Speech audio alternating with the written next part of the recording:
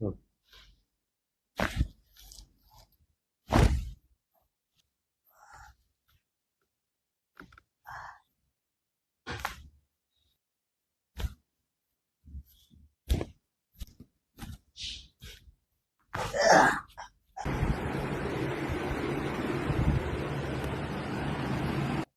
माझे नाव अक्षय सुनील मटकर आहे. मी आता राहतो विरार वेस्टला बोळीजमध्ये. मला इथे येण्यापूर्वी पाठीचा आणि मानेचा खूप त्रास होत होता. खूप पेन करत होतं. सरांची मी एक रील बघितली, ते पाहून मी या क्लिनिकला भेट घेतली. सरांनी आता जस्ट माझी कायरोपॅटिक आणि ॲक्युपेंक्चर थेरपी केली.